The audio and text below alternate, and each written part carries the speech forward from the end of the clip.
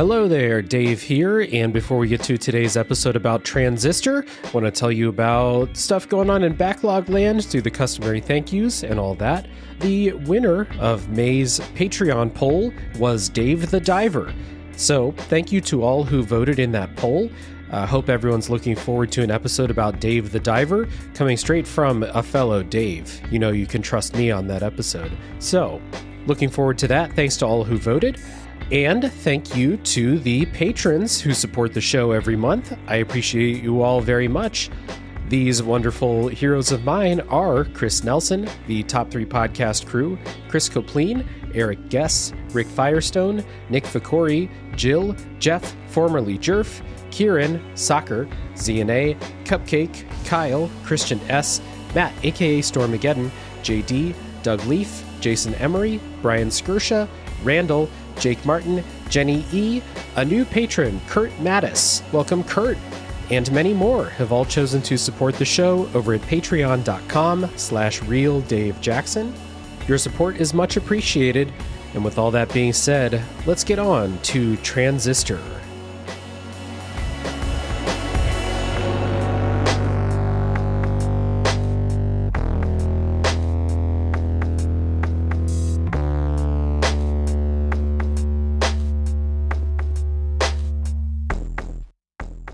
Hello everybody, my name is Dave Jackson, and you're listening to Tales from the Backlog. This is a video games review podcast where each week I'm joined by a guest to bring a game out of the backlog, play it, and discuss. My guest today is a friend of the show, co-host of Lo5 Gaming, and he's the voice inside all the swords at your local flea market, Alex. Welcome back on the show, Alex. Hey Dave, good to be back. Thanks for having me, man. Yeah, of course. Real excited to talk with you again. Longtime listeners will recognize Alex from the Red Dead Redemption 2 episode, along with his brother Luke, other host of Lo5 Gaming. And that was a really fun episode, so I'm excited about our game today, which is Transistor. Transistor is an action/strategy RPG developed and published by Supergiant Games for PlayStation 4 and PC in 2014. With future releases on other platforms. It's on basically everything now. And if you haven't played Transistor, here is the spoiler policy. It's the same as every episode of the show. We're not going to spoil the story for you. We're going to not really talk shop too much in the first portion of the episode. And then down in the show notes, you'll find a timestamp for when spoiler time begins. So if you want to jump out, you can jump out at that point. So, fairly standard spoiler policy, just like most episodes. We've got some elevator pitches for you in case you don't know what Transistor is. I say Transistor is one of Supergiant's most creative works and one that goes on to inform their later, more financially successful and popular games. Alex, what's the pitch for Transistor? Yeah, man, that one checks out. But what I have here is Transistor, where turn-based strategy meets action RPG in an unexpected marriage that's like peanut butter meeting jelly in a noir punk dystopia. The genre mashup you didn't know you were craving. Yeah, absolutely, man. There's a lot going on, especially with the gameplay in Transistor, and I'm really excited to talk about it again. I played this on Switch. This game looks fantastic on the Switch OLED screen.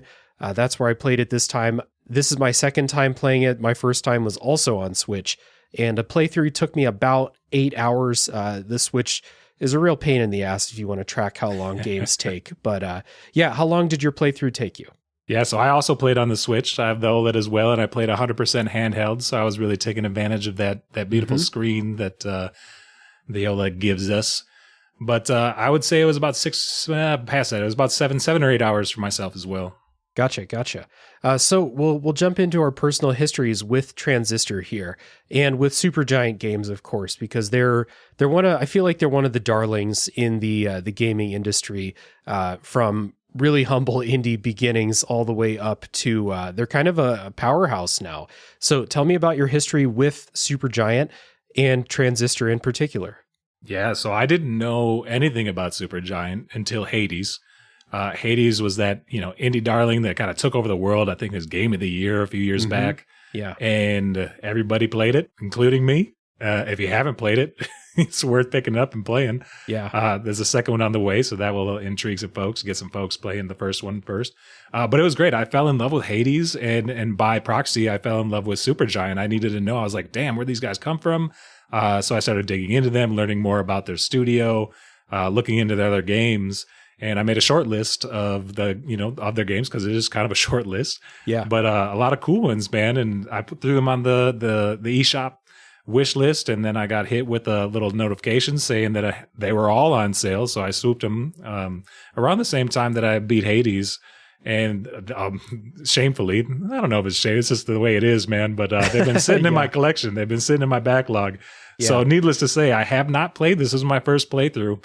And we'll talk a little bit more about the implications of that later, I assume, the multiple playthroughs on this game. But it was a real treat, dude, and I'm glad because it's always been one that I wanted to pull up out of the backlog. So I was super glad when you hit me up and were like, "Hey, man, you interested in checking out Transistor?" I was like, "Yes, 100% full send," and I'm so glad we did. Yeah, absolutely. Yeah, and correct me if I'm wrong. You guys did a Hades episode on Low 5, right? We did. Yep. Yeah. So I think I remember that, and I was like, I wonder if Alex is interested in looking back at Transistor, right? And I think you hit me up, I think right after we finished Grease as well, which is a very different game, but yeah. There's some cool art themes that happen in both. So I think a lot of folks, when they speak about Transistor, they do talk to the music impact that Transistor has. So I think there might have been some themes playing that maybe got you thinking, maybe we'll get the Lo-Fi boys on here. Yeah, for sure. I also did an episode about Hades. It was episode 4 of Tales from the Backlog. So way back in the day. So I really love that game, but I got in on Supergiant back when, not right when Bastion came out, but pretty soon after. I played it like on the Xbox 360. It was one of the first like digital games that I ever bought because they had like the Xbox 360 arcade or whatever they called it. One of the first indie games I ever played was Bastion, and I loved it when I first played it. I haven't replayed it since. I'm a little nervous about going back to it, thinking about like how things have evolved since then, especially with Supergiant, but I'm sure that there's something to like still there. I'll get back to it sometime. But I did play Bastion, and then when Transistor came out, I wasn't really like paying that much attention to what was going on. I think 2014, I would have been I would have just been playing stuff on the Wii U. I didn't have a PS4 and I didn't have a PC. So I would never, this was just not on my radar. And then kind of like you, like I started, I got a Switch and I started looking back at, stuff to buy and looking at lists of like best Switch games and stuff. And I was like, oh shit, the people who made Bastion, they made other games. And so I picked this up. It goes on sale real cheap, really often. So it's a low investment to get into it. So I picked it up. I played it. I didn't like dig into it the way I did this time. The first time I played it, I really didn't. I just kind of played it and just let it wash over me. But I still enjoyed it. And then, of course, I played Hades. I also played Pyre, which is a really interesting game that I think would be fun to revisit with like the lens of doing a podcast in mind, but for the future. Yeah. I haven't played Pyre yet. It's funny with Supergiant, man. They really knocked it out of the park with Hades, and that's not to diminish any of these other games, but you see so much of these other games in Hades. Yeah, and so that's like playing this game. I started to really love it, and then it gave me that Supergiant itch again. I was like, man, I kind of want to see what's up with Bastion. I didn't give that game enough time. I want to go back and check it out. Yeah, and to be honest, I feel like I also want to kind of go beat Dad again, go take on Hades, pick up Hades and see what's up. Yeah, that was one of the big things that like stuck out to me the second time playing Transistor after I played Hades was I was like, oh shit, look at all of this DNA that started in Transistor or probably started even before that in Bastion that just got fine-tuned in Hades and let Hades take off the way that it did. But there's a lot of stuff in Transistor that it works basically the same. The way you can combine abilities to like alter them, the perspective, the colors, all of that stuff. Like it's kind of been here the whole time. So it was really interesting going back and playing this. And This time I did dig into the story. I took the time to read all those entries about the NPCs. I took time to think about like the implications of the things you read in those terminals and all of that stuff. And I felt like that was worth it. Like that was very rewarding for me. And knowing a little bit more about the gameplay, like replaying it, helped me experiment more. There's stuff in the game that encourages you to experiment. So like I had just a really great time revisiting this. I was real happy with it. It's interesting you bring that up, man, because I honestly think after rolling the credits on this, because I had a slightly different, this was my first playthrough. So yeah. To be completely honest, like I think at first I wasn't paying close enough attention to like the different stories that you can read about the different, what do they call it? The characters that you get their essence or whatever. There's a word for it that they use, but, they tell you the background and everything. And I would skim over it and be like, all right, cool. But then about halfway through, pieces started to come together and I was like, oh man. So like, that's what's happening with this story. And, and then what's cool is you can go to the start screen and you kind of can dig through all of that lore and get into it a little bit more. But I came to the realization when I rolled the credits on this one that this game, although you don't need to, I think it is built with the idea that you'll give it multiple plays. Not those short multiple plays, granted, by the time you're going all the way through Hades, you're putting in at least an hour and 20 minutes. Yeah. So this game does take, we said about 6-7 hours, 8 maybe if you're really like poking around. So that's a longer playthrough, but I think it's also that sweet spot. Like I love games that are around that 10-hour time period. Yeah. If I can roll the credits in 10 hours, like, man, I feel like I've gotten into that world. I also feel accomplished. Like, it's like, that's my sweet spot, man. Like, don't get me wrong. I love long games too. And short games are great. Like shorter games are great too. But, this was like, this hit that sweet spot, but it also left me just hungry enough where I was like, I'm not a new game plus like type of dude, man. And for this game, I'm like, I might do another run. I might go and give it another 6 hours, 7 hours. Yeah, same. This game does like kick you right into New Game Plus as soon as you roll credits and stuff. It's like, all right, so you want to go again? And today I booted it up because I needed to fill out the notes with some stuff about the NPCs. But you can't read those until you get to like those save stations, And so I started playing, and I like on New Game Plus, it's more difficult and you keep all your abilities and stuff. And I was like, this is still really fun. And like, it keeps getting harder, but I keep like having a better understanding of how it all works. And I kind of had to like, be like, nah, it's time to put this down for now. We got to get ready for the recording and stuff. So I get you. This is the draw for New Game Plus is there, I think. And then knowing what's going on in the story from the beginning, going through it again, I think you could start to see kind of breadcrumbs and stuff that's been laid the whole time. You just didn't know what you're looking for yet. 100%. And it's another nod to Supergiant. They do this in really all of their games, but they really do a great job of dropping you into the game, not force feeding you the story, just letting you jump into the gameplay and figure it out. And like get hooked on the gameplay pretty quickly before they roll out more and more of the story. And that was the case here. It's the case in Bastion, I think. And then also in Hades. I haven't played Pyre, so that might be a little different, but at least for that seems to be their formula and it seems to work really well. Yeah, for sure. So let's listen to a little bit of music, everybody, from Transistor. When we come back, we're going to set up what the story is all about.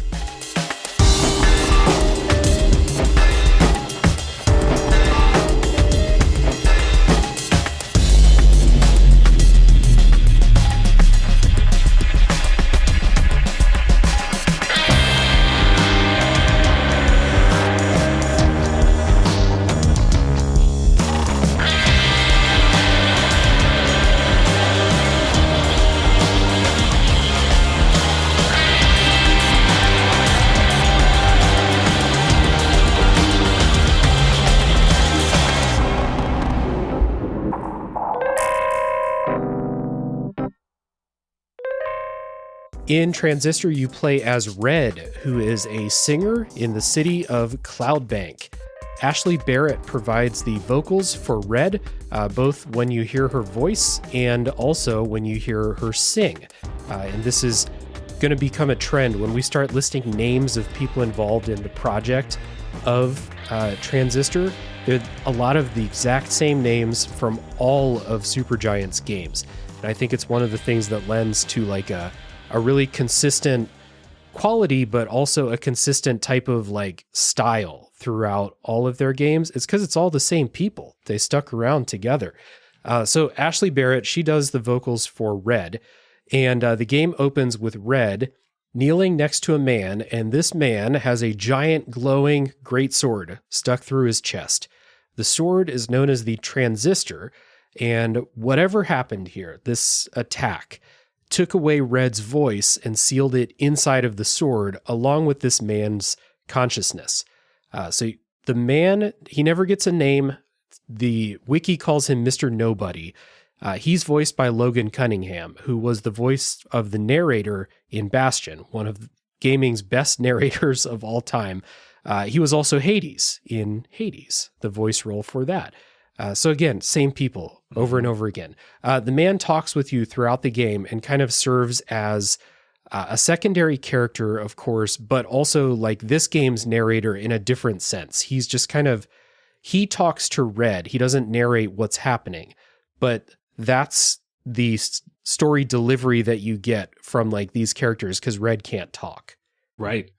I was watching a YouTube video, I think No Clip. They do these crowdfunded documentaries on different video game stuff. And it was a really cool piece because they were talking to the development team at Supergiant. And apparently Red was not the original protagonist. It was the man with no name. It was kind of when they're doing their original iterations of this game. And it's always kind of fun to dig into the history of that type of thing and to see where a game ended up and where it started. But yes, very cool. And also that sword thing, I bring this up because in the development process, the sword glows when it talks, right? Or when you hear it, rather. Yeah. But when people were playtesting, they're like, oh, they're doing the Bastion narrator thing. Okay, cool. And then the team was like, oh shit, man, like that's not, no, it's, we need them to know the sword's doing this thing. So they figured out a way to make it work.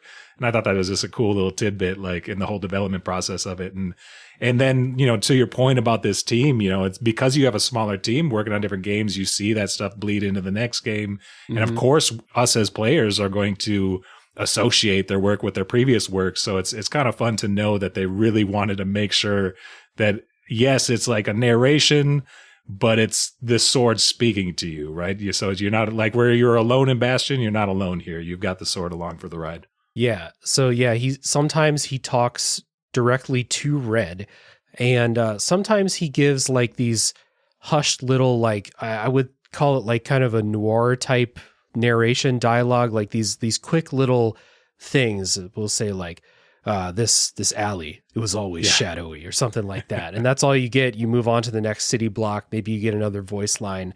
It's cool. Mm-hmm. Red can't speak, but that doesn't mean that she can't communicate at all. And throughout the city, we've got these terminals around. We'll talk about the terminals a little bit more, but all of the terminals have like the ability to write and leave a comment. So Red communicates with the guy in the sword by typing in these terminals, and she'll often like type what she really thinks as a way to communicate to the guy, and then she'll delete it, and then she'll type like some politically correct answer and actually leave that as a comment in these terminals, which I thought was a nice touch, and it really, I think, resonates once you figure out like what the city of Cloudbank is all about.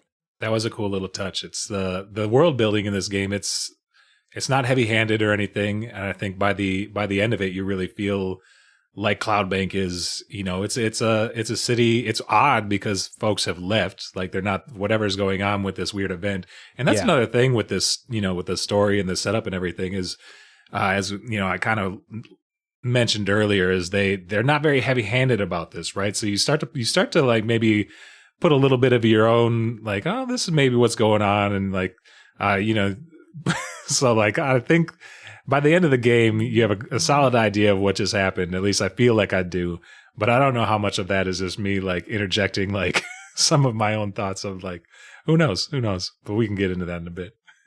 Yeah, it's definitely not heavy-handed in the way the story is told. Like, I think the first time I played this game, I really didn't know what was going on in the story because I didn't do any of that extra work of reading those terminals, reading what they're saying, reading what Red types and thinking about why she types it, digging into all of the extra NPC backstory that you get from using those abilities in combat that are tied to the NPCs.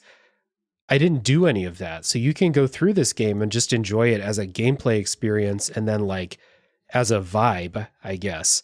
But if you do want to dig into all of that stuff, you'll find like what I think is a really interesting story about Cloudbank, which is this like high-tech democratic utopia where people vote on basically, it seems like they vote on everything. Everything that like could be a decision is voted on. The example that you see really early in the game is every day people vote on what color they want the sky to be. Yeah. And they vote on that. And there's an NPC who you learn about who is like the sky painter. And it's, set up like this democratic utopia. So that theme of like democracy and how democracy can go wrong, how people can use it to take over, that stuff is explored throughout the story. And I thought that was really cool. It is. It's also cool that the game, not only are you getting this information, but it's put into action. So like if you choose for it to be snowing, it'll start snowing in the game. So it's just kind of fun to see that actually happen too and have your impact happen in real time. Yeah, people can vote on the weather, and I'm not sure why anyone would vote for it to rain, but you can if you want to. But it is cool. It's cool to kind of see this,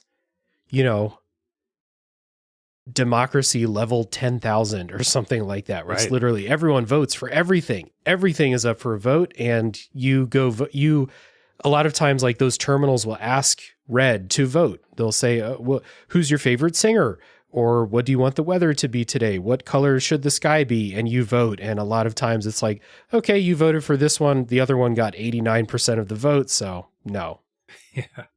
There's a cool thing with the percentages too. And the listener, don't hold me to this because I didn't do my research 100%. But I think that those numbers that you're like, they give, because when you vote, it shows whatever everybody else has voted. It gives you a percentage of the vote, right? And I was deep in Reddit somewhere, and I was reading that those are tied to actual users' votes. Oh, okay. So, but like I said, don't hold me to that. It could be bringing that shady intel to the pod, but that's what podcasts are for, right? Yeah. One of those votes that you read early on is a thing that asks who your favorite singer is. So Red won that poll like in a landslide. So if it is like user data, that makes sense. But if it's not user data, that's some world building within the story that like Red is a really popular singer in town here. In the story, the city of Cloudbank has been taken over by this army of like intelligent robots, which are called the Process in the game. And throughout the game, you'll learn more about the Process, what it is, where it came from, why it's, taking over the city. Like it is kind of like infesting and taking over like entire districts of the city. So initially Red tries to escape, but instead she turns around and goes deeper into the city, armed with the Transistor. The Transistor is like this really powerful weapon. So that's kind of like the inciting thing is whatever happened with, the man getting stabbed through the chest with the Transistor, and then Red deciding to basically go deep into the city. And you're off. That's the story, and you'll learn more about it as you go. But I will put a pin in any more details until the spoiler section. But just kind of like top level, like, so did you enjoy what you learned about the story, about these characters? I did. I think I hit you up on Discord, dude, and I was like, I don't know, this story is like it's half throwaway, half intriguing. I'm not really sure. And that was when I was probably about halfway through the game, though. And once it's all kind of interconnected. It's pretty impressive. But once the combat and all the like gameplay stuff really started to flow for me, like then like the story started to heat up too, and I started to be a little bit more invested in it. And so it was a slow burn, but once it got going, man, once we got cooking, like I was all in on it. Yeah. And I think it's really good. I think it's cool that it's not heavy end at the beginning, and it stays that way throughout. But you definitely are fed more of this city, more of what's happening. And I thought it was done really well, man. I thought, full marks. Good story. Yeah. A lot of like the optional stuff too, I think really helps fill in who these people are and how the city worked. And there's an antagonist that, like, other than the process, there's an antagonist that you are kind of dealing with throughout the game, and especially as it gets later on. And learning about them and learning about their motivations was really, really interesting, unexpected. I think Supergiant did a really good job with, like, just kind of, like you said, kind of like giving you light storytelling throughout, but then there's a ton if you want to put in the work. And like I said in the kind of top of the show, I felt rewarded by putting in that work, because I thought like the depth of detail that they went to was pretty interesting all the way down. Totally. And I got to give another gold star to Supergiant, because like this is like a science fiction game. Like it's presumably takes place in like a futuristic dystopia, and it's not cyberpunk. Like I think at the beginning in our elevator pitch, I call it like noir punk or something, because it definitely has a noir vibe. A lot of that comes from the voice of the Transistor, but that's a hard vibe to nail and to like get people hooked in on, like this idea of like, because if you do futuristic setting, like it's impossible for us not to look at our current situation and like current things, and then kind of like, to make that fantasy is different, right? Because you can kind of go wherever with fantasy. When you go into a future setting, you have to have elements that are like still somewhat tied to today, that are relatable. I mean, you don't have to, but it's like, it's easier to buy into, right? Yeah. As a player or a reader or a watcher, whatever you're doing, as us consuming the media, it's a lot easier to buy into if that's the case. And man, I think we'll talk about it more in a bit, but Gen Z and the rest of the team did a really great job of, making sure that the player is able to buy into this world, not only through the storytelling, but through the visuals as well. Yeah, for sure. Like you see future sci-fi neon colors and your brain immediately is like, oh yeah, cyberpunk. Cyberpunk's hot right now. But like you said, you're right. This is not a cyberpunk game. It just kind of looks like it. But also just soft enough where it's like not though, dude. Like which is cool. Yeah.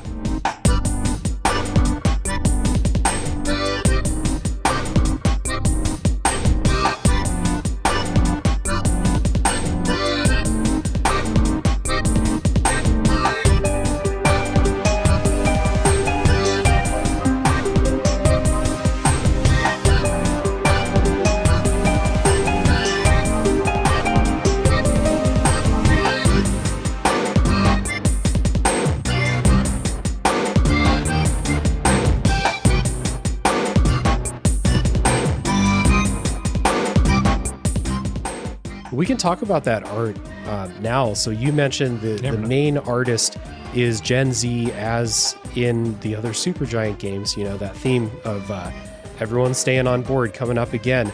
So we have like that vibrant, bright kind of like neon. It looks like cyberpunk, like we said. Again, really pops on the Switch OLED, but it's got a lot of, there's a lot of black, and then the contrast with all of those kind of neon colors, the blues and greens and red especially, and then the contrast when you go somewhere where the process is just like this flat white and black, like a little bit of red, but like this just, I don't know, this boring kind of dead feeling compared to the vibrancy of the rest of the city. Right. And then you bring up the process again, and I have to note that like us, after you playing the game twice now and me playing it once, like honestly, I was like, why do you keep talking about the process? Like, what is this process thing? Yeah. So like it's you spoke to it a little bit earlier. It's like this virus that's almost taking over the city.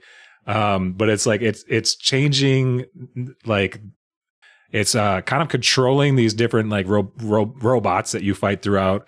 And then it controls different, all the enemies, but then it like spreads out into the city and the buildings. So even like after a bit of time into the game, you start to see that contrast in color. And that's kind of how they show that like a lot of these like darker buildings or whatever are taken over by like this white look that's very distinct for the process. Cause a lot of the enemies are also like a white color as well. Yeah. Yeah. It looks like a sickness. Like if you see something that's just like covered in like mold or something like that. Right. Definitely. The character models, I think, are also like really, of course, extremely Supergiant. Like if you've played a Supergiant game, you can picture what like the character models kind of look like. They're portraits that go up. The game is from like a really zoomed out, mostly isometric perspective. But when you go into the menus and you look at like the portraits for the characters, they're all just these really vibrant, really distinct looking people. There's not that many of them. Like there might be 15 or so, in the whole game. So all of them are really distinct. I think that also that isometric perspective lets you see all of these interesting like architectural designs throughout the city of Cloudbank and skyboxes and stuff like that. It's all real cool. And it's actually super impressive, the fact that it's isometric and in a city. Doing something isometric and having tall buildings is nearly impossible to do.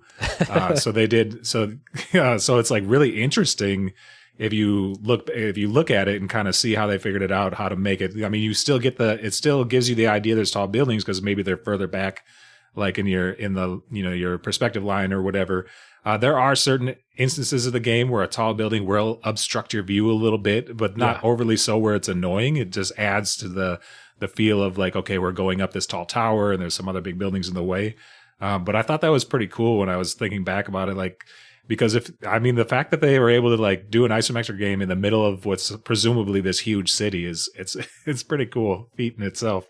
Yeah, none of those like visual tricks that make something in the foreground like transparent so that you can see your character or something. Like you're right, like something will block your view if you run up behind it and it's in the foreground there.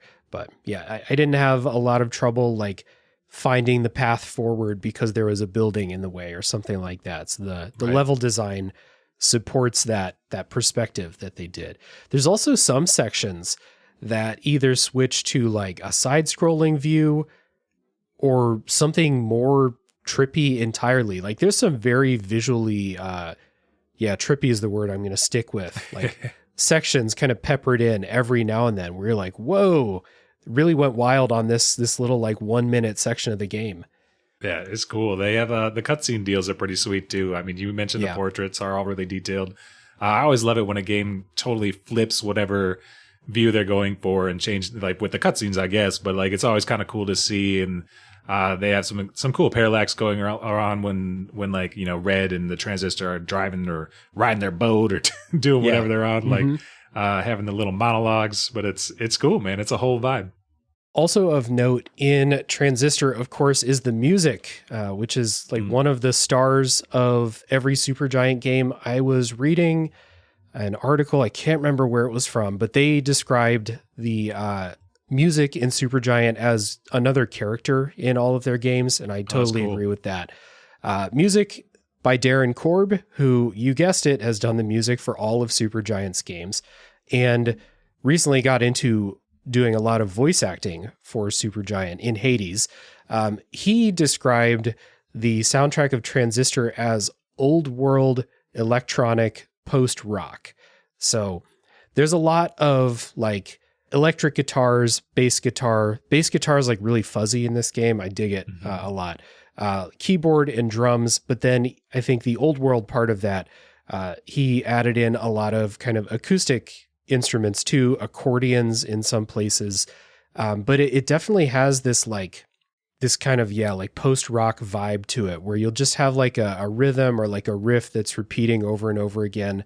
A lot of electric guitar, but not like playing chords. It's more like single string, like plucking stuff that just kind of has this melody that's going on loop as you're going through the city streets.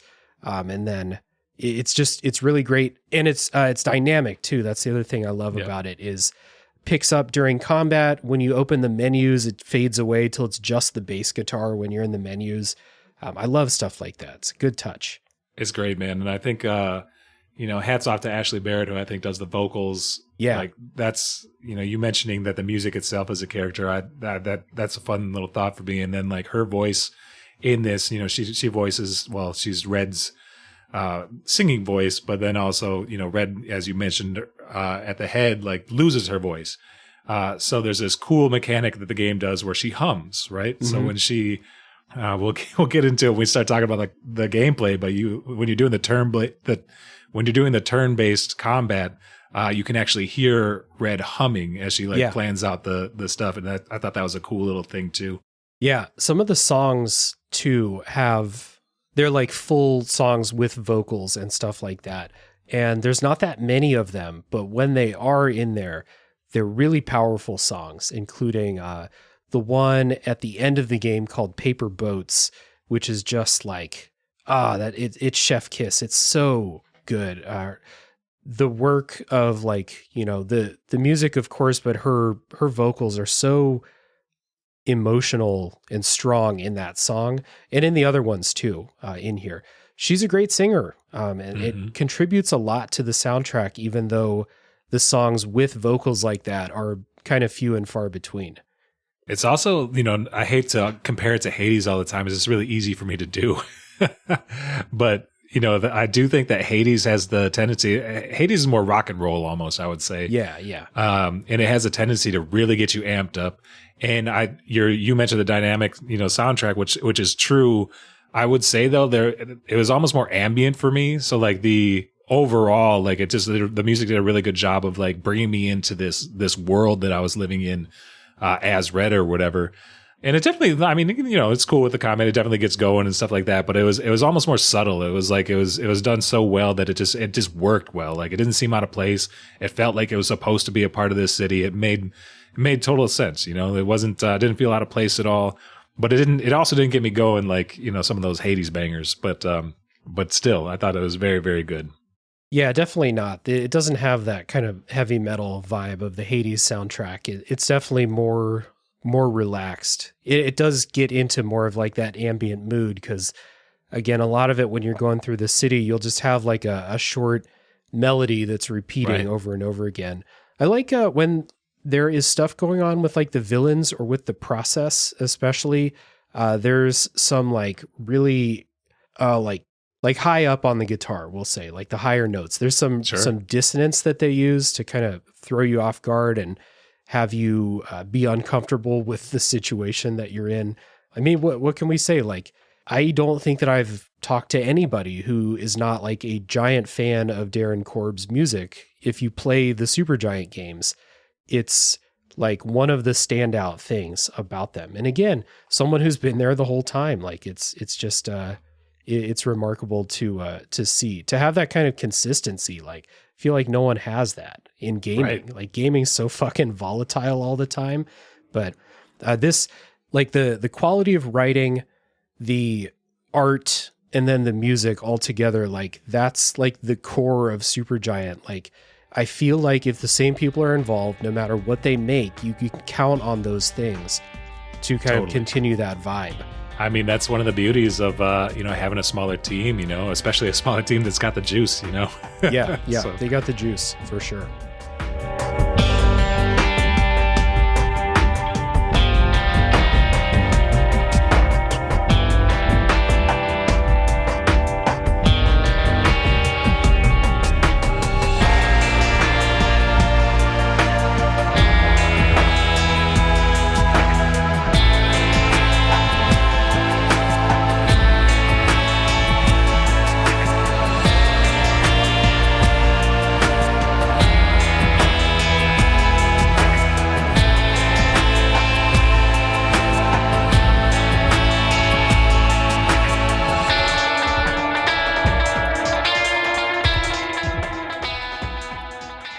Combat in Transistor is, again, from that isometric perspective.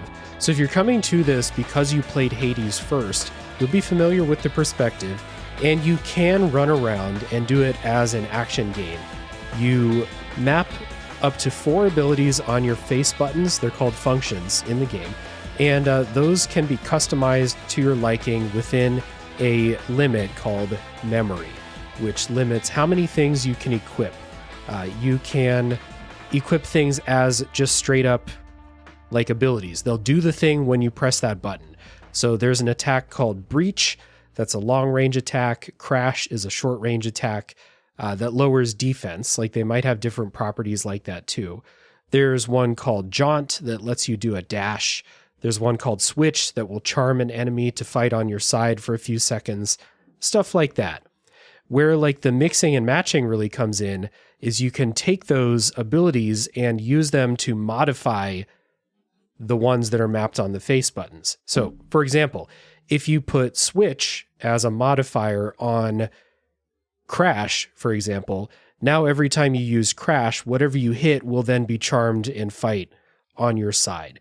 And I want to say there's like, I didn't write it down, but maybe, 16 to 20 of these abilities total that you mix and match, whether it's, on the buttons, whether used as modifiers, or you can also equip them as passive effects.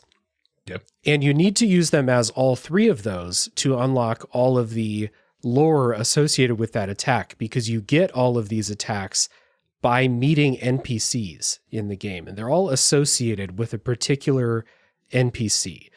And so if you want to learn about that NPC's backstory, like basically who they are, then you need to use them as one of these kind of roles in combat. If you want to learn about how they got involved in the story, you need to use them a second way. And then if you want to learn how their story ends, then you need to use them the third way. So this encourages you to mix them up, use them in all different forms. It's really, really smart, I think, because if you have someone who's engaged in the story, they're going to want to mix up these abilities. Yeah, I love that, man. Our experiences are slightly different because I didn't get as deep into those the stories of each of the NPCs. Mm-hmm. So when you pick up, I think they call it their trace or whatever. So that's like you pick up their trace, and that gives you the new ability. So I think if and when I ever go back and play this again, I definitely want to dig in that. I didn't notice it because it does. There's some visual cues that when you start using it, I think it will give you a little blinky thing on the start screen or whatever the function screen is that tell you that there's new information. So I did go in and check out them sometimes. But to the same effect, like there's a cool thing. You don't have like a health bar in this game. Those up to 4 different abilities that you can use when you get hit, or I guess there's kind of a health bar, but when that goes down and it removes one of your abilities, right? Yeah. And then as all of your abilities are depleted, then you die. You have to go back to the last save point or whatever. But what's interesting about that, and it actually gets to a very similar effect of what you're talking about with the story, is that if you lose an ability, you're not allowed to use that ability anymore, or nor are you. But the thing is like that ability maybe you can't use, but you can go in and you have more abilities. So you go in and you start mixing and matching these different pieces and finding out different ways to make these, different actions. And you basically are encouraged and almost forced not to get stuck on the same build out. Yeah. Yeah, for sure. Like I think it's possible for you to play the game and not really mess around with switching things up too much. Like if you're good at the game, if you're good at the combat, you're not going to lose the abilities very often. But my first time playing it, that happened to me at least a handful of times. So I was you say I'm not good, bud? You say I'm not good at this game? I might be. I don't know. I think the first time I played it, it happened a handful of times. So like you're right, you have the choice. You can either play handicapped with only 3 possible abilities, or you're forced to like bring something off the bench and start using that. Right. And then like after a set number of combat encounters, I think it is, the one that you lost will come back. You'll be able to use it again. Yeah, you have to go and you check in at, what do they call those little checkpoints? You have to hit at least 2 of them. Points. Yeah, so once you hit like a couple of access points, it'll let you use them again. I have the tendency to approach a lot of games like a tank. Like that's just my play style for a lot of stuff. Mm-hmm. So I'll find like a really powerful moveset that will work for me. But that's just, if one of those gets depleted, then I have to go in and kind of rejigger everything to figure out something else that works. And it was a fun process to like, not the process, but it was a fun way to figure out like, different ways to play it. And, because I think there's actually like 21 of these different moves that you can use. And then you start adding the different modifiers. Like there's a lot of cool stuff that you can get going in this. And, naturally I was like, there's gotta be something that's just OP'd and like everybody's using. And I think there are a handful of like, favorites that people use. But it's truly, everything was like, I felt like was pretty well balanced, and it suits a lot of different play styles. So even though that I'm traditionally a tank, like you can figure out like different play styles to like, and then you kind of learn how to use that. And then it's kind of another level to this game where it's like, keeps it fresh the whole way through because you're kind of trying these different things. Yeah, absolutely. There's a lot of customization available, whether you're struggling and you need to experiment to like find something better, or if you're just like me and want to mix it up because you want to learn about the NPCs. There's a lot of reasons to mix it up, and there's a lot of ways that you can mix it up. There are things that I found to be like very, very powerful. Like the one that charms enemies to fight on your side was kind of essential for me. I use that one a bit as well. I think bounce is really nice. Call was really nice. There's a lot there's some fun ones. There's another layer to this combat system. And it's another very super giant thing to do. It kind of, what is it called though? There's, not modifiers. It's that other menu that you get and you unlock throughout. I want to say it's called like limiters or something like that. Yeah, the limiters, dude. So that was a really interesting thing too, because basically what the different limiters that you unlock do, it's a whole nother tree to learn, but you can activate these by choice. And if you do that, it will give you like a certain 2 to 4% like basically boost in how much like points that you're getting when you're like fighting enemies or whatever. Yeah, it gives you an experience boost because you get experience and level ups in this game too. Yep. So like it'll give you that experience boost, but it's totally optional because at the same time you'll get that boost, but then it's also going to nerf something. It's going to make something harder for you, change something in the gameplay. And I think that's a really cool way to approach this because for me, like I was turning a bunch of those on at first. That's probably why I got all those like, that's probably why I always had to lose all my stuff. I had all those like deals going.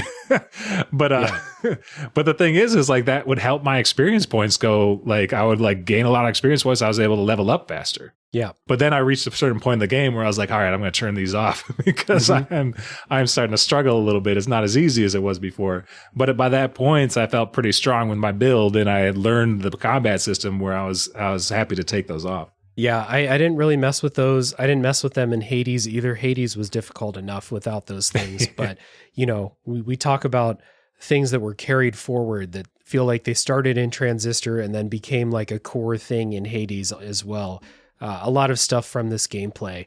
One thing that did not make the trip forward in time is, so like we set this up, like you run around, you can use your abilities, play it as an action game, but like it's kind of slow. Your stuff recharges really slowly. It's not very smooth if you play it that way.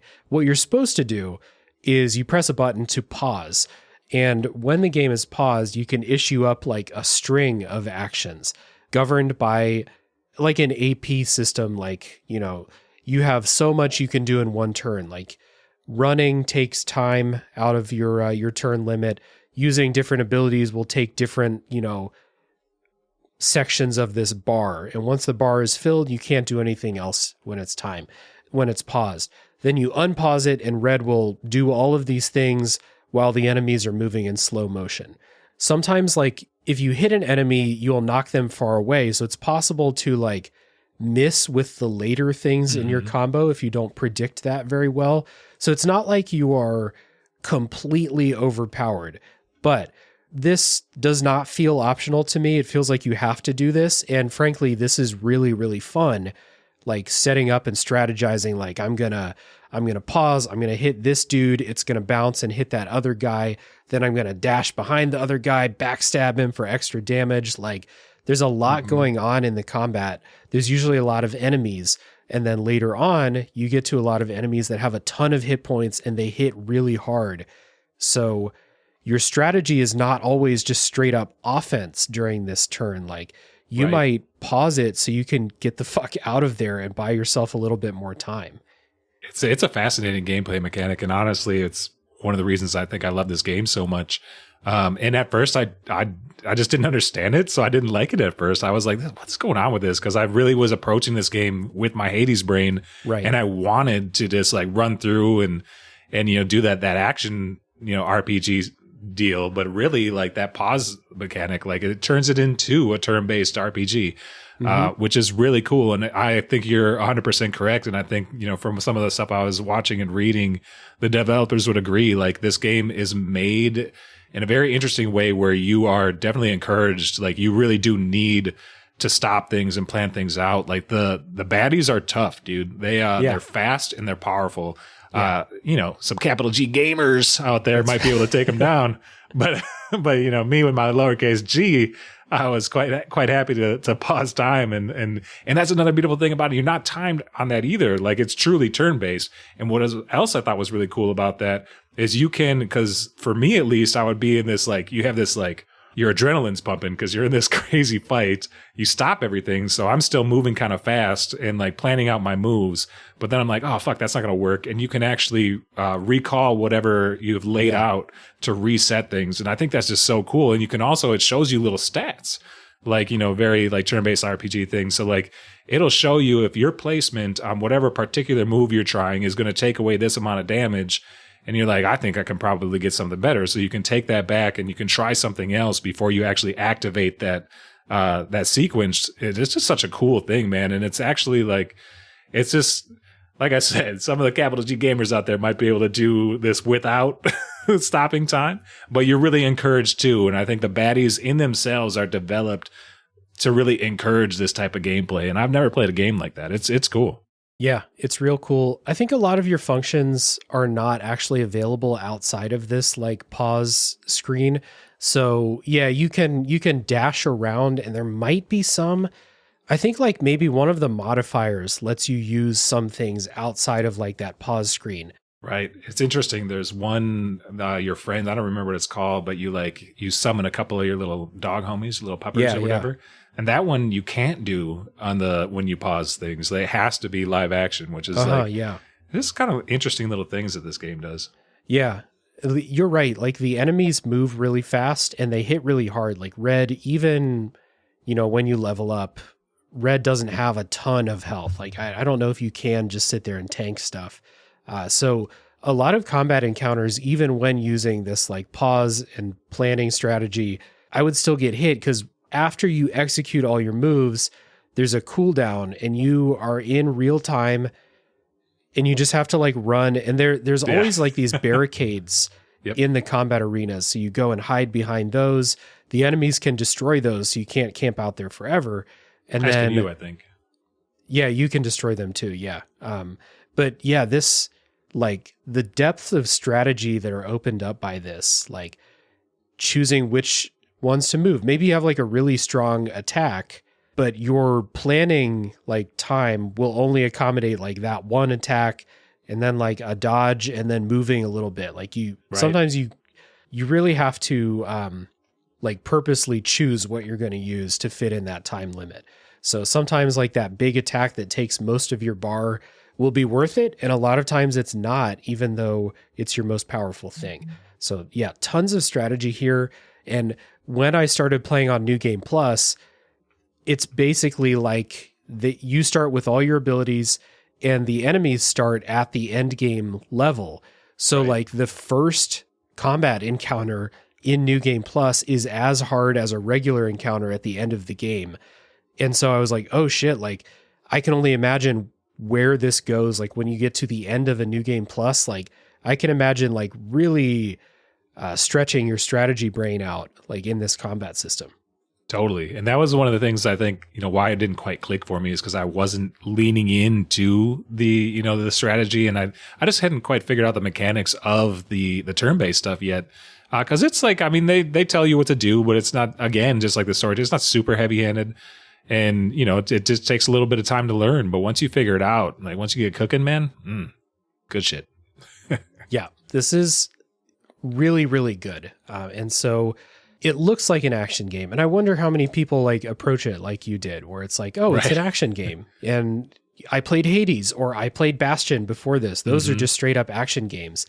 And I wonder how many people would play this and be like, this is a shitty action game. Like, what the fuck's going on? And then you hit that pause button. Like, it teaches you, I think, to do it. But you hit that pause button and then you're like, Oh, I'm so powerful. I have so many options. And then you add in all the customization with the functions and stuff. And it's really like, if you have strategy brain, like turn-based tactics brain, I think there's a lot to really like here.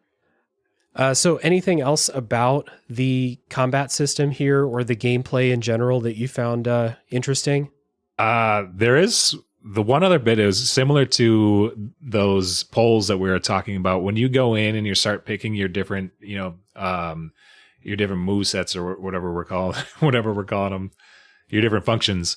Yeah. It also gives you a percentage of like, and I'm not 100% sure about this, if it's from the user base or maybe it's a percentage that I was using it, but it gives you a percentage of, there is a percentage of use on there. And I'm not sure if that's from the community or just me. And because the ones that you get early on in the game are definitely heavier. They're like more around like 40% or something like that. And the other ones tend to be lower and some are around 0. So maybe perhaps that number is coming from my own gameplay. And I thought that was just another little cool piece of, the little numbers that they're throwing in for you to look at. And it helps with the planning. And for me, when I was building out stuff, I got to a point in the game where I was like, well, I started pushing the limits and testing things. But it was like another nice little litmus test to be like, oh yeah, like, cause there's a lot, man, like 21 different functions is a lot to manage. So it's like, oh yeah, that's like Crash is easy to remember, but like, for whatever, like Call is one that I really like obviously, cause it's got this number next to it. Yeah, true. I guess one thing that would like teach you, cause like you said, there are a lot of functions and you get to a point where you'll switch them up, or at least like I kind of felt like, oh, I picked up a new thing. I got to find out what this does. But combat's really tough, so I don't know if I want to throw it in there and like hamstring myself in the next combat or something. So one cool thing they do is there is this kind of like beach dimension that you can go to. The back door. Yeah, the back door. And in that, they have these combat arena challenges. And there are different types. There's one where you can start with a set, like a preset set of abilities. And it'll just say, okay, take everything out, but these are your abilities. You can't change anything. And they'll constantly mix that up and throw in those things that you never use so that you get a chance to see what they do. And a lot of those really, I was like impressed by them in those challenges. So I made them a part of the regular rotation. There's other like speed challenges. There's like just survive for 2 minutes type challenges. There's a lot. And I did most of these. Like I did pretty much all that were available. They're really fun. I think I did same, man. I think it was one of those things when I found the first one, I was like, oh, it's a cool little area, kind of weird and like nice little challenge. But the back door, that little beach area, is actually what really opened up the game for me, because it was it sounds like a playground challenges, but then it's like it also forced me to, because they're giving you certain functions that you have to use for whatever challenge. Like it made me play with different combos that I wasn't playing with in my actual gameplay. Yeah. And some of those challenges are hard, dude. So I had to do them, I'd lose and I had to keep on trying because I'm not going to let the game win. I gotta win eventually. So, so that's actually how I ended up getting good at this game, is I was just hanging out in the backdoor area, doing the different challenges. And then you also increase your experience points there. So it like levels up your character. I would love to see like a breakdown of the time that I spent in the backdoor versus like the actual like game world. Cause I bet you it's maybe it's not as balanced as I'm thinking, but like I definitely felt like I spent a lot of time back there, because there's a certain, every time you find one of those doors, it allows you to do, it varies, like whether it's 1, 3, 4, cause there's like maybe 7 doors within that area, and they do either this, like you're saying, the speed test, or once it's like an endurance thing. So and then of course, like, I'm like, well, I did that one, I got to do this one. Oh, I'm getting XP at these things, I'm going to do them all. All right. I like close all the doors. Yeah. I'm not sure that I would have done them if you didn't get like real experience points for doing them, but you do. So like, that's another reason to go do them. But once I was drawn in by getting experience points, I realized like just how fun they are, like as little strategy challenges. There's one also where you have to kill all the enemies in one turn of like the pausing and planning. And that was always really fun to just figure out like how much can you stretch this to get all of this done in one turn. Those are really satisfying when you get it. It's a really cool way to teach players like how to play the game, to be honest. Like it's almost a sandbox that then when you leave that area, like you're equipped with all this new knowledge and like, well, shit, I'm going to try that. I'm going to try and get that to work in the actual game. It's great little touch in there. And I just have like pretty much nothing but good things to say about this game. Like I'm really impressed by it. So let's listen to a little bit more music, and when we come back, we'll give our wrap up thoughts. We'll do a little bit of housekeeping, and then hit that spoiler section.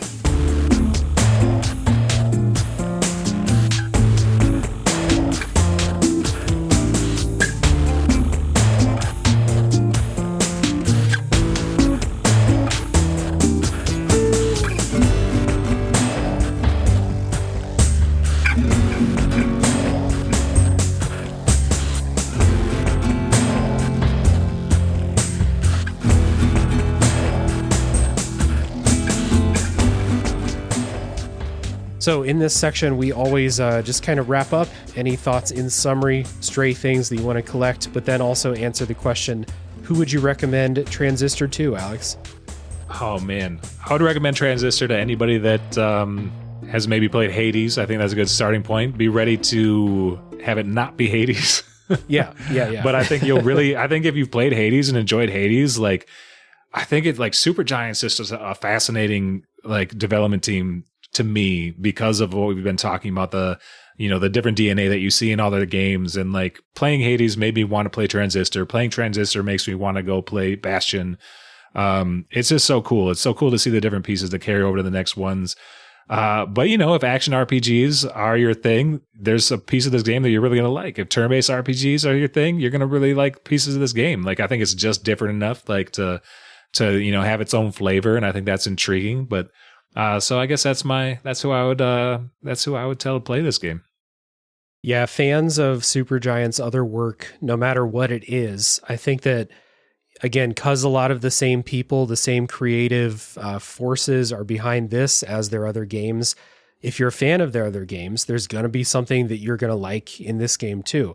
And being their only game that is like turn-based like this, like Pyre has like a bit of planning because you're playing it's a sports game, kind of. So there's a bit of that planning in here, but this is a strategy. I'm so excited game. To play Pyre now. Yeah, it's real interesting, man. And the story's really cool, and like the music's great. It's a lot of the stuff that you can kind of bank on with Supergiant. Like they haven't missed yet, in my opinion. They take really big creative swings, and for a while they were on this track where every game was very different from the previous game. And obviously now at the time of recording, they're making Hades 2. And part of me is like, well, I wonder what they would have done, if Hades was like a mid success and they could fund their next game and try something completely different. I'm sure they'd come up with something cool, but like, I can't fault them for making a sequel to one of the most successful games of the last like 5 years or so. I can't get mad at them for it. So. It's interesting though, because them as a developing studio, like that was like one of their, like they wore that badge of honor, like that they weren't making Bastion 2, because Bastion 2 was a decent breakout hit, but they're like, no, we're gonna do Transistor. Yeah. And so my hope, I'm gonna play Hades 2, of course. Obviously. But my hope is that they continue to push the envelope. My hope that a lot of these, everybody on the team, as many as can, stay friends, stay coworkers, and keep making cool shit. Because I think in today's climate of video games, this is what I personally want more of. I want people to push the envelope on gameplay. I want like this beautiful art in my games. I think it's super cool. Yeah. Absolutely. So this is a pretty easy recommendation to play Transistor, especially if you are either new to Supergiant because you played Hades, or like if you've tried out a couple things but just missed on Transistor, give it a try. I think it's a really, really good game. Easy recommendation for people who like kind of uncovering a story, for people who like that turn-based tactics aspect, and then people who like the Supergiant aesthetic, the music and the art. There's a lot here. And it's like 7 hours, dude. That's pretty good. Yeah. I mean, that just adds to the pitch. That's the cherry on top. Whenever you're trying to like recommend a game to somebody, you put out all these like wonderful points and they're like, yeah, but is that shit 60 hours long? No, Transistor's No. under 10 hours. Right. And you can get it on sale for like $3 like every Cheap. other month, So yeah, easy. Alex, let's kick off housekeeping by talking about Lo-Fi Gaming. Tell everybody about the show and what they can expect over there. Yeah, man. Lo-Fi Gaming is a podcast that I do with my little brother Luke, book club style. So we pick one game per month. We go back and forth on who picks the game. Sometimes new games of the moment. A lot of the times also crossing off a classic from the backlog. Take the month to play that game, and then we convene. We talk about it on our Discord. Then we convene and talk about our experience. And that is in essence what it is. So it's a monthly backlog book club. You can head to lo5gaming.com to kind of see all things Lo-Fi Gaming and get the pod there. I also write some blog posts from time to time there, and I'm cooking on some other content. So check us out.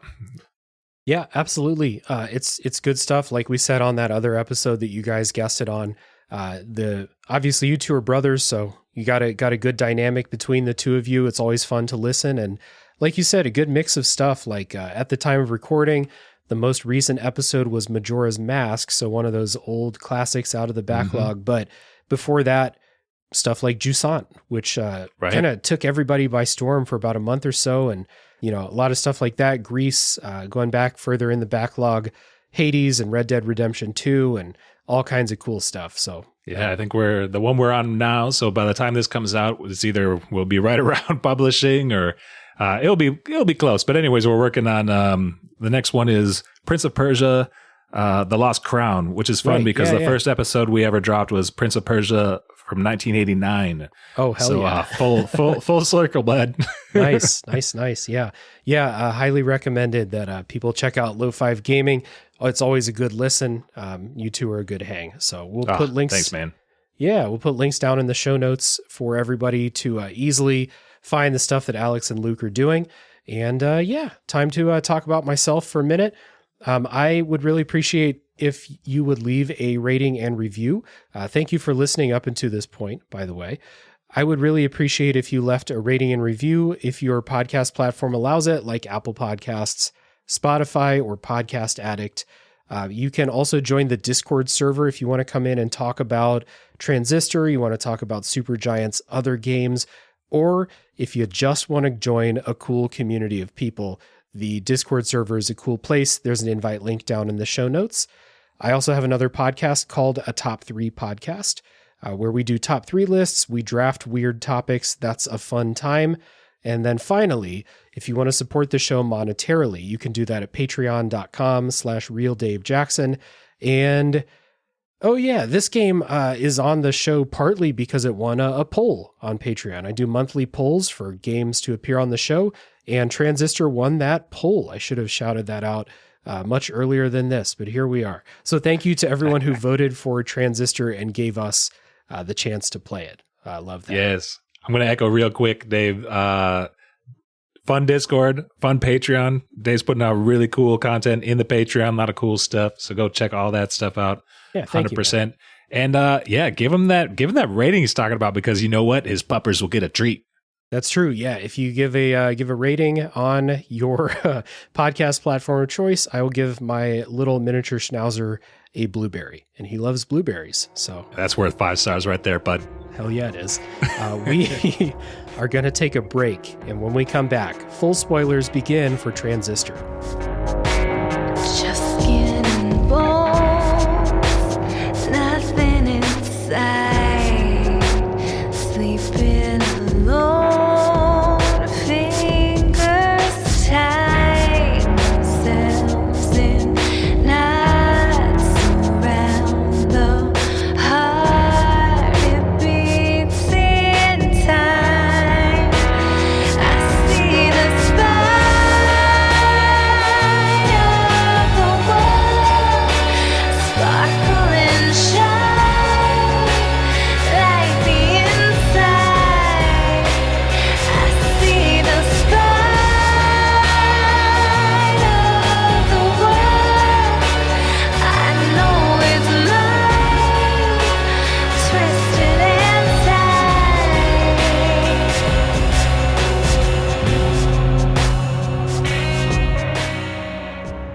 All right, Alex and I are back, and it's full spoiler time for Transistor.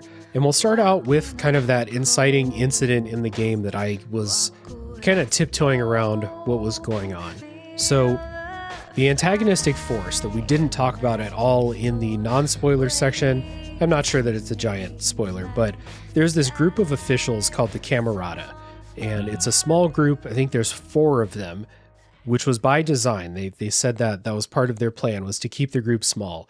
And the Camerata were trying to make change in Cloudbank because they hated this constant voting, constant change. Basically, like, I think one of the quotes from the Camerata is, when everything changes, nothing changes. And, you know, that's their thing. It's like, yeah. Yeah. So like everything in the city basically changes on the whims of the people, and the Camerata didn't like that. So you kind of uncover their story of how they went about trying to make this change. But at the beginning, you pick up the people who killed the man with the transistor. That was the Camerata. And more specifically, one of Red's friends named Sybil is part of the Camerata and was like a mole to help them get close to Red. Sybil, that dog, dude. Yeah. And so they tried to kill Red, but the man jumped in front of the attack and kind of saved her. And then I guess the Camerata got spooked and ran away when that happened or something like that. And that's what kind of sets off the rest of the game.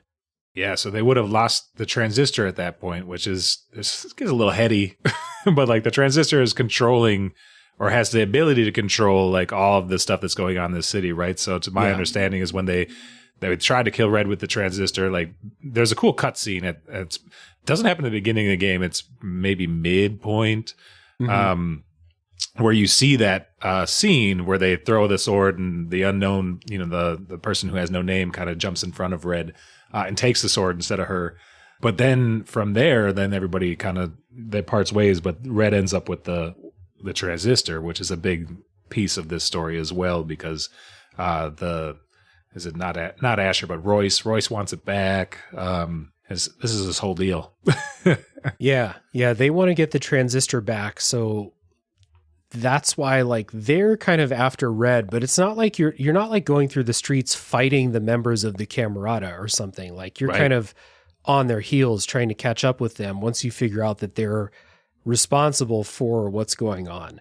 And a cool thing about the transistor that you learn is that the transistor is this magic sword that can create stuff, like create matter out of nowhere. There's a part later where you use the transistor to make a bridge, and it's kind of like that's part of its ultimate power.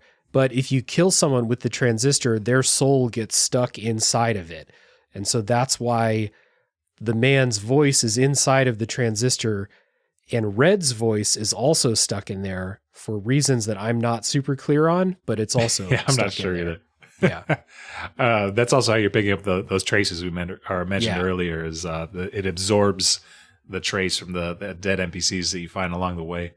Yeah, super heady, dude. It's cool. That's like another thing about this story, though, is that like they give you just enough pieces, but it's also just obscure enough, and there's just enough holes where you're kind of left to your own devices a little bit. Yeah. So like the early portion of the game, you're kind of just like figuring out what's going on and kind of following the Camerata, trying to catch up with them. And I guess one of like the biggest things that starts happening is, I forget why this started happening, but the voice in the sword starts to get really weak and like staticky and distorted. And it's not until you kill one of these like huge process monsters that it actually gets healed. Yeah, the spine. It's like a big snake creature.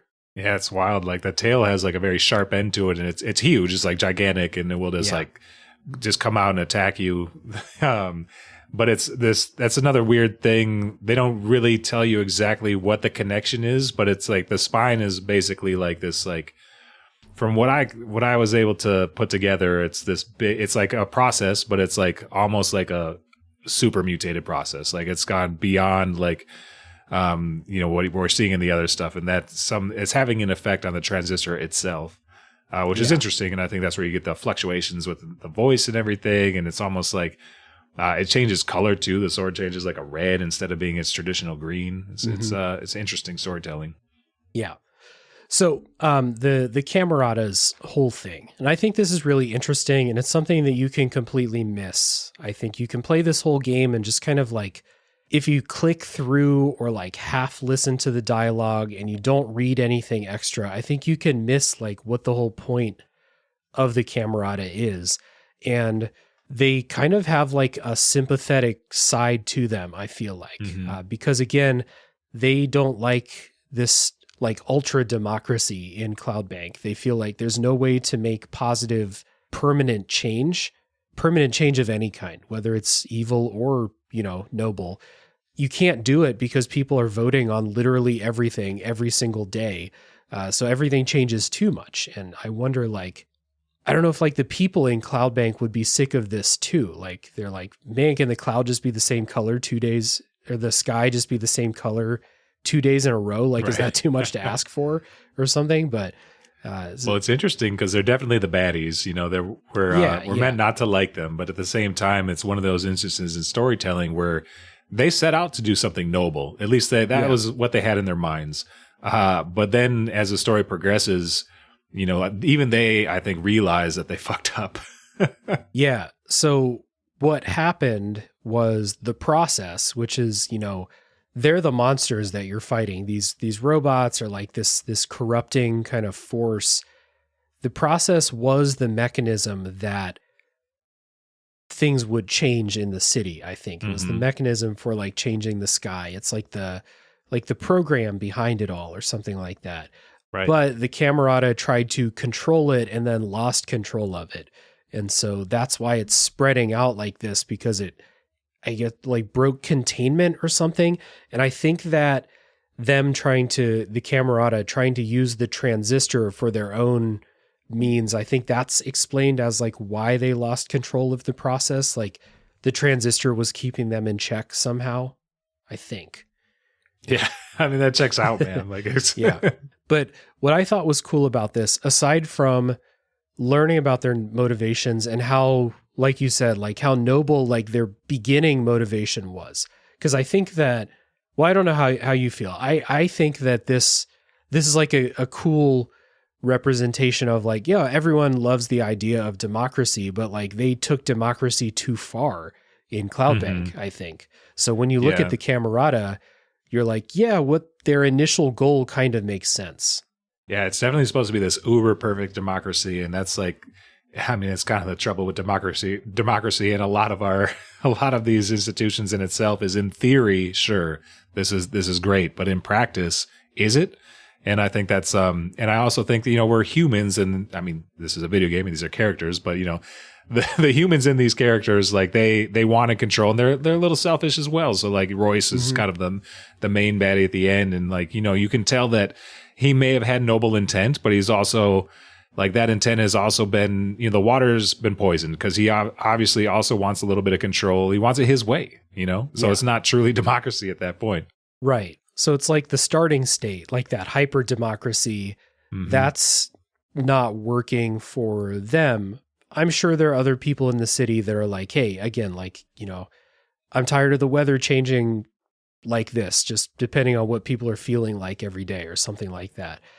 But then they try to grab power, and we're not really sure like if they were going to use it for good or not, because they failed pretty quickly. Like they lost control pretty quickly, it feels like. It's a little inconclusive exactly why they targeted Red, but I there's a point that they had like a short list of the folks that they wanted to target. And I think from what I was able to gather is like Red has she's super influential. So I think they were trying to take that power from her.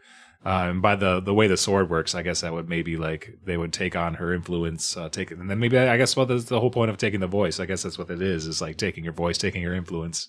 Yeah. So that's their plan, right? Like, so part of their plan is they're going to try to use the process for their own gain, but like their democratic takeover, because I think they want to win support from the people, is to use these influential people around Cloudbank to either use them as like supporters or mouthpieces or something, or people who would represent, a roadblock for them, they would try to remove them and integrate them into the transistor, which makes the transistor more powerful every time they do that. And then they remove all these people. So like, I don't know, that part kind of rings true, where this political faction wants to use influential people to serve their own gain. It's kind of like right now, as we're recording this, there's a whole bunch of talk about like the Democratic Party wants to get Taylor Swift involved in their campaign. And it's like, I was like, oh yeah. Get her involved, man. She just won a Super Bowl for them. Yeah. No, I'm just kidding. This kind of like fits with that, where it's like, okay, well, it does. Yep. How do we influence like the general population? Well, we get the most popular singer and the most popular athlete and local politicians and stuff like that. We get them on our side somehow, whatever it takes. Like they do evil shit to get people on their side in this game. So some of those people that I wrote down, like there is a professional motorcycle racer. There is the person who paints the sky, who is, so that is Preston, the motorcycle racer, Farah, the sky painter. There's Wave Tenigan, which is a great name for a broadcast personality. Yeah. There's Red, whose music has like great influence on society. There's this guy named Ulmark, who's a professional athlete. All people who I think they wanted to win support of. But there's also a bunch of NPCs who would be like opposition forces that they try to remove. There's a scientist named Lillian, who they viewed as a meddler. There is a detective named Henter Jalliford or Hyaford or something like that. I think that's how they said it. A detective who was investigating the Camerata. So they wanted to get him off the trail. So they took him out. So we have this list of all these influential people for different reasons that the Camerata were trying to like deal with. And then one by one, they killed them all, basically. Part of their plan also was to find these people who they could like easily explain if they disappeared. So it's like, there's this guy who's like a stunt man, and he did this like stunt where he's going to like paraglide into like this dangerous area of town that's like run by the corporations or something. And they're like, well, he'll paraglide in here and they'll never see him again. And that's easy to explain away. Stuff like that. So their plan to win influence, I thought, was really interesting. And this is what you learn by reading all of those function descriptions as you go. Yeah, I was like, listening to you and looking at your notes, Dave, it's fascinating because that is something that I missed in this game by not reading all of the notes on each of the functions. That's such a cool piece of this story, just like to see how that's integrated. It really makes me want to hit that New Game Plus. Yeah. Yeah, it's cool. Like, I think once I made the commitment to try to dig into it, like I play all the From Software games. Every time I start a new game, I'm like, I'm going to read the item descriptions this time. I'm going to put that story together, and I never fucking do it. I never follow through on it. So I started this game with that same kind of idea with like, okay, I'm going to read these descriptions. I'm going to take some notes on who these people are, why they're influential, what did the Camerata want with them. And it quickly became apparent that number one, it's easy to like piece them together, unlike the From Software item descriptions. Right. It's easy to piece them together, and it's easy to see immediately like their role in this story. Why is the Camerata interested in them? So it was really easy, like once I started with that, to continue with it. And most games don't really get me in that mode, like right. I'll spend the first couple hours reading everything, and then I'll be like, okay, this is all kind of bullshit. It doesn't matter. I'm not reading anymore. But not this game. Oh, that's cool. And it's cool that they're all like, each of those stories is attached to one of the functions too. So it's like, yeah, right. It gives it a little bit more agency. Yeah. So again, it's like if you read, let's say you pick up Cull, you mentioned that as an ability you liked, and then you really like using it as like one of like the attack functions, right? Mm-hmm. Like for its basic function. But then you read about it and you're like, oh, okay, so this is Ulmark. Ulmark is a professional athlete. I want to learn more about Ulmark. But in order to learn more, I've got to stop using it as an attack, and I got to use it as a passive now to unlock that other part of Ulmark's story. And I thought that's really cool. That's a nice way to get you to mix it up. If you're invested in this, then this is a way to get you to experiment more. That's another thing that kind of carried over to Hades in a way where you're getting different pieces, not the exact same way. I think this is fascinating, the way that they actually integrated it into the gameplay, but where you go and talk to folks in Hades and you get another piece of their story. It's kind of cool to see that DNA here. Yeah, or if in Hades, you really like learning about fucking Dionysus or whatever, like you're gonna pick up his boons whenever you see it, because you get to talk with Dionysus every time you do that. So kind of similar here, yeah.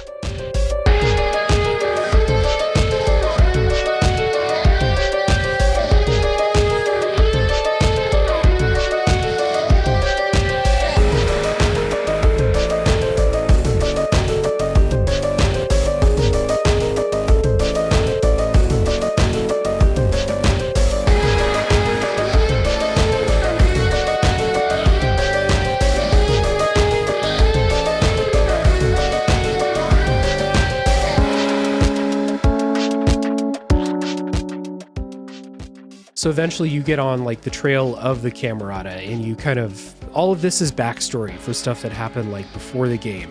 We didn't mention this in the non-spoiler part, but all the characters are dead when you find them, all the NPCs. It's not until like, I don't think it's until you meet Royce at the end that you talk to another living person, right? Yeah, I didn't think about that. That checks out. I mean, you're talking to the Transistor the whole time, your buddy or your lover and the Transistor. But yeah, no, I don't think there's any other. It's just an empty city. Yeah. Yeah. And like you talk with one of the Camerata members, Asher, on the phone for a while, or like on like the call or whatever, but he's dead by the time you reach him. Right. So that was another, like, the story really, it had been picking up for me at that point, but it was the part of the game. I hadn't been paying attention to my hours yet. So wasn't for sure how far I was. And I felt like I was like, oh, I might be approaching endgame here. And then I walk into the room thinking I'm going to fight because this is right after you fight one of the main bosses. Is it what do we call that thing earlier? Like the spine? The spine? Yeah. I don't think it's that far after the spine, but you go in and I thought we were going to fight Asher and his buddy, and they were just dead already. I was like, oh, all right. This is not the end game. Still got a couple more hours ahead of me. Yeah, they do kind of set you up like it's going to be a confrontation, but something was happening, and I think the Asher said that this guy named Grant was sick. So like he died. Was corrupted by the process, I believe. Okay, that's what I took from it. It was kind of like messing with his brain, which is another interesting thing. We mentioned there's no people throughout the city, but you do hit a point in the game where you run into the process baddies all have names. Whether it's Woof, which is like the little dog thing. Is that what it's called? Something like that. Yeah, or like the lady, or I think there's one called like Snapshot or Paparazzi or something like that. Yeah. Totally. Which is all pretty fun. And then you run into this one that it's called a human, which basically looks like, it's a human with like, there's something weird going on with its head. But presumably like the process has infected the humans in the city as well. Yeah, and those become a lot more common as you go on, because you go through like, I think you're going through like, parts of the city that haven't been hit super hard by the process, but eventually you double back to the place where the game started, and it's like completely overrun by the process. So like you start out in that really, it's a nice looking section of the city, and then it's just like completely white and gross by the time you get back there. So Royce kind of contacts you, and he wants to kind of help fix the mistake that they made. So you go back. He says that the way to do this is to put the transistor back into its cradle, which will erase the process. But putting the transistor in the cradle would mean that you would lose the voice of Red's boyfriend. I don't think we ever said this, but like they're definitely like partners. They're lovers for sure. Yeah. So he would be gone if you put the transistor into that cradle, because souls get trapped inside there and they can't get out ever again. And there's a touching moment where like, they kind of say goodbye. He tells Red that he loves her as she puts the sword back in there.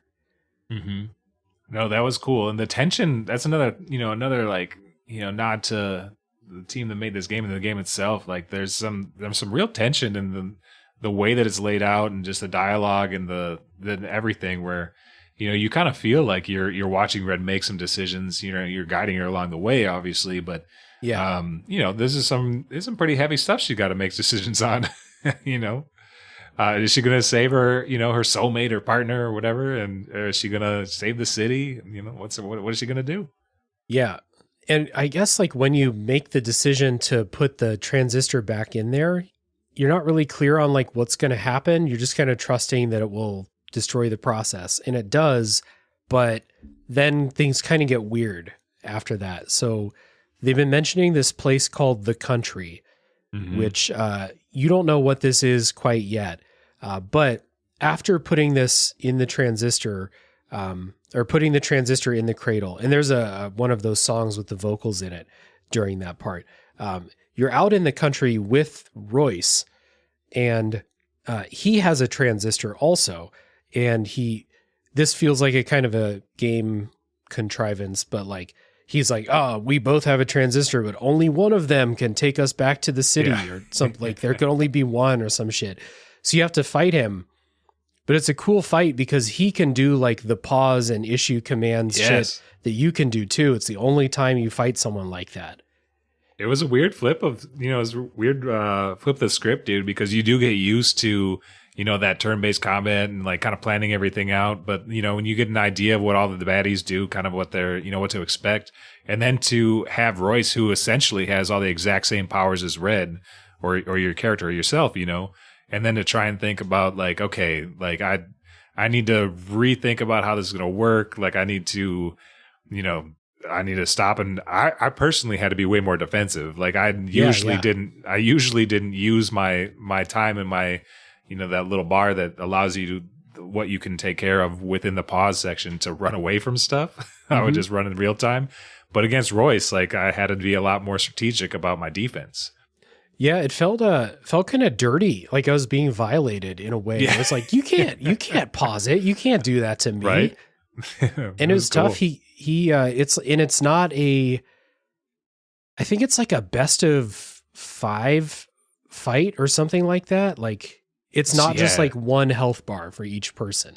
I'm a little confused on exactly how that worked for you. I mean, it's the regular stuff, but for him, you got to bring down his health bar at least 5 times. I think it states it's 3 rounds, but 2 of the rounds have 2 full health bars or something like that. So I don't know. Something like that. But you have to take him down multiple times. So. Definitely. But it was fun. It was a fun kind of like, it's a fun creative final boss, we'll say. Definitely. Because this is the final boss. And up until then, the bosses had all been just like a really big process robot, or in the case of the spine, that was a unique kind of thing. But then they really flipped the script on you with Royce being able to pause it. So good challenge. Like it's a way for you to test out all that strategy that you've learned against someone who can do the same shit that you can. It was tight. I liked it. I did too. I think the only other human boss, I think Sybil, the first boss, is someone, she like, you find her and then she like the process takes her over immediately. I think she might already be dead actually, and then she gets taken into the process. But yeah, as far as like live human or whatever, and he's definitely the most powerful boss that you run into and smartest. Yeah, for sure. Seconds march into the past. The moments pass. Just like that, they're gone. The river always finds the sea so helplessly, like you find me. We are paper boats floating on a stream, and it would seem we'll never be apart. I will always find you, like it's written in the stars. You can run, but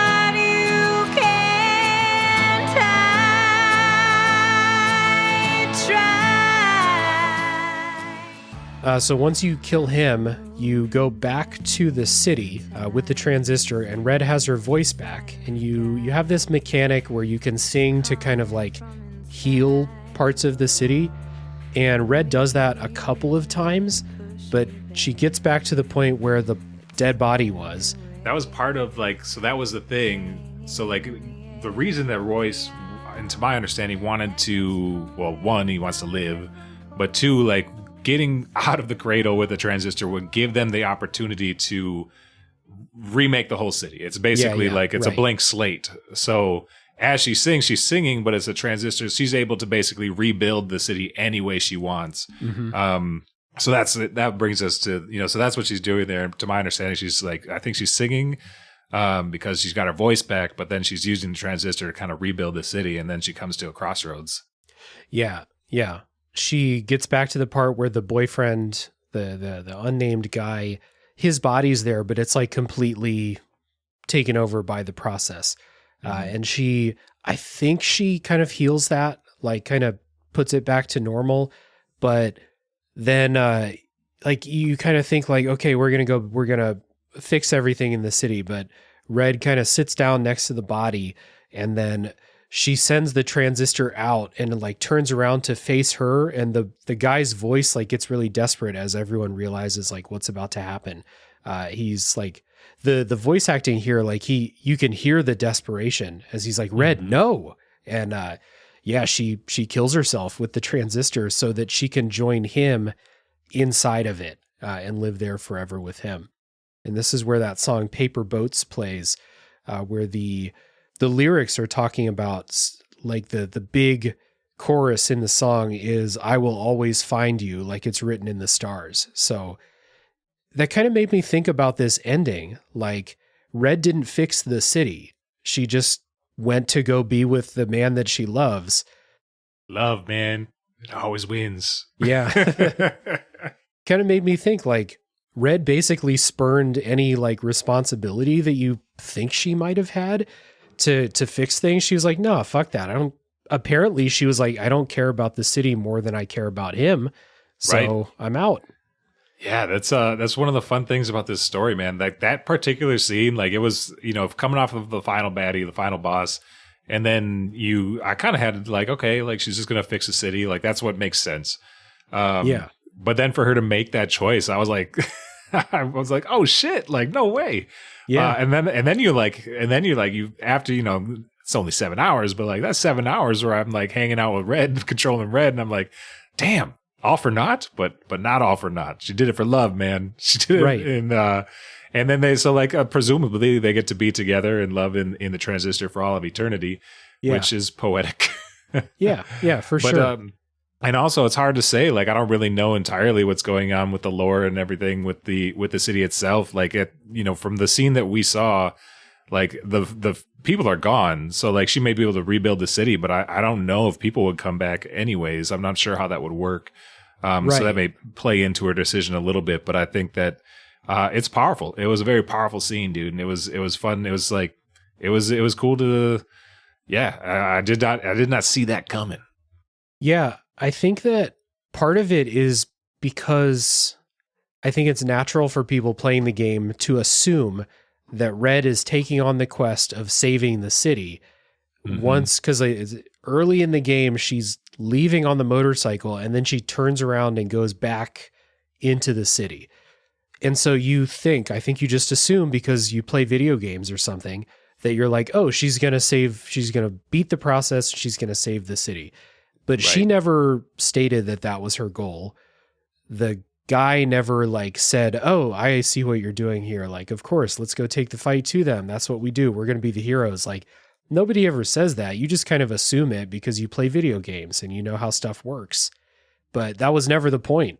Right. I can't remember the exact dialogue, but the unknown lover, he mentions a couple times throughout, like that they, before she takes that turn, the whole idea is like they're going to skip town. They're going to skip town. They're going to escape. Yeah. And get out of this whole thing. And it's interesting that, clearly after, getting to Endgame, it's like that decision to take that left, even though he wanted to keep going out of town, that decision to go back, I guess, like you were saying, you presume that it is to save the city, but truly she's trying to save her relationship. Yeah, she's trying to be reunited with him in a more natural way. Like maybe she decided after that, like, you know, that first half hour, that first hour or whatever, that like her having her body and him being inside the sword was not like the state that she wanted to continue with this. Super interesting though, because by the end of the game, you know, the transistor fella, it's hard for him not having a name. But anyways, he becomes complacent with like, he's like down for it. He's like, you know what? I'll just be your companion. Like I'll continue to live in this sword deal and we can still be together this way. And she's like, yeah, not quite like that. We'll still be together, but not like that.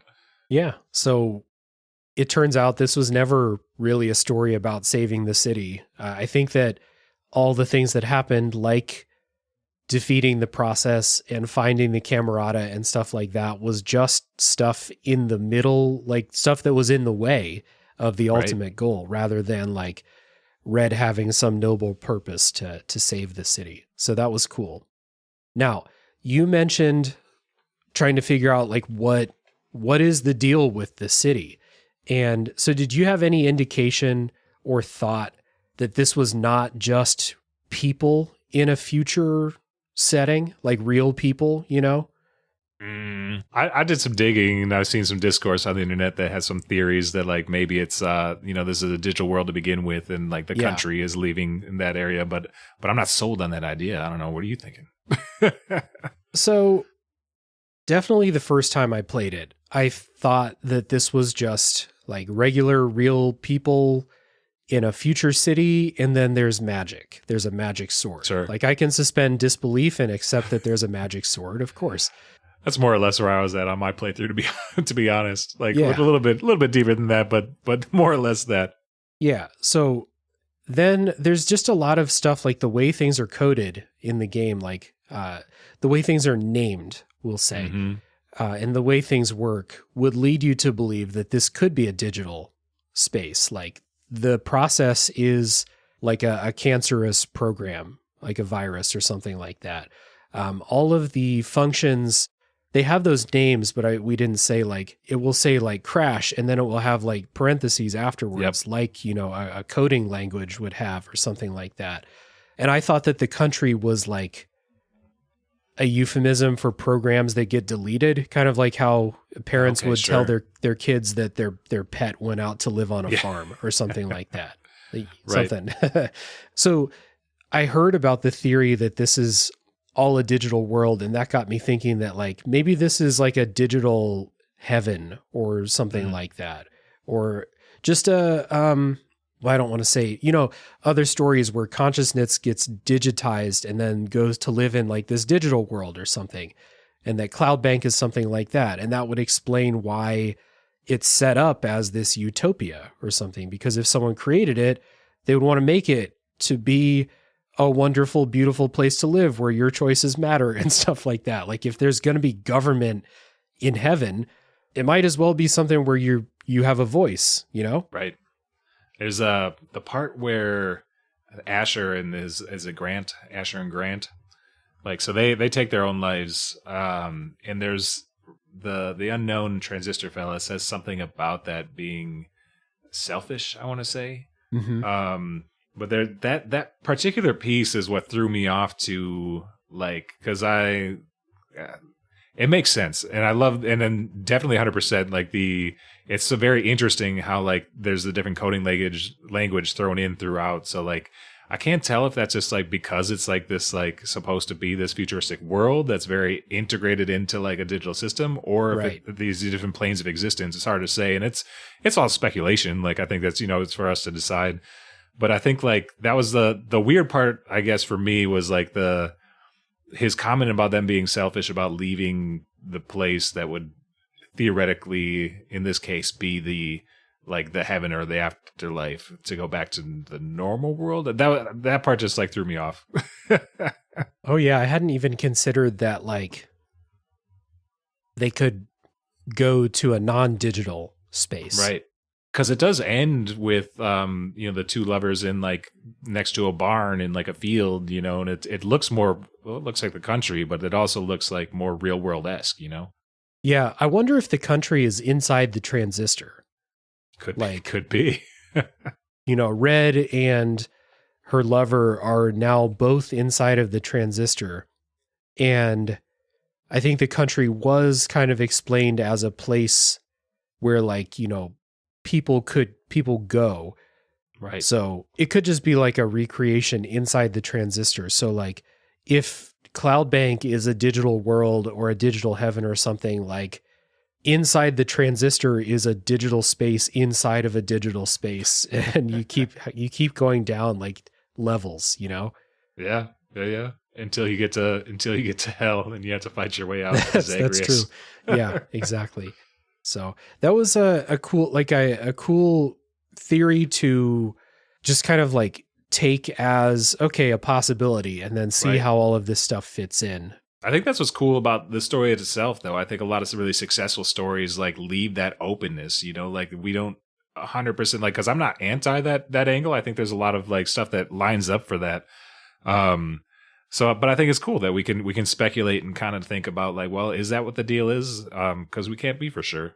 Yeah, and I think I want to shout out, I think it was people in the Discord server, Pieboy and Artful Scruff, who kind of posed this as a possibility and just kind of like, but not like saying like, this is what's going on. It was like, hey, did you consider like, there's this theory, and then yeah, everything in the game fits really well into this all being some kind of digital space. But then, it could just also be a high-tech place with magic. That's also fine with me. I can handle that too. So cool. It's cool. And the fact that the game gives you so little like direct, this is what Cloud Bank is. This is how Cloud Bank was built. Like they don't tell you any of that. So you're left, you can fill in all those pieces. That's one of my favorite types of stories, where they give you enough, but they don't give you everything. Right. Good stuff. This has been a good time. I appreciate you taking the time as always to come on and chat about this game with me. Good theorizing. Always fun. Hell yeah, man. Thanks for having me back on. It's honestly a treat, dude. You put out some awesome content. I love your show. Both shows are fun. And it's just it's fun to talk about this game with you. And as I edit my podcast, I'm excited that you get to edit this one. Oh yeah, absolutely. Yeah, always a good time. But I record these so far in advance that by the time I get to editing this, I will have forgotten most of what we say. So I get to listen back on the conversation and relive it one more time. So yeah, thank you again, man. Thanks for the kind words. Thanks for the conversation as always. It's always a pleasure. Hell yeah, man. And thank everybody for listening. I appreciate you sticking it out to the end as always. And if you want to come in again, if you want to talk about those theories about what's actually going on in Cloud Bank, what it actually is, what the fuck is the transistor? Come into the Discord server and chat about it with us. I'm looking forward to those discussions. So thank you once again for everybody who listened all the way to the end, and tune in next week for the next game to come out of the backlog.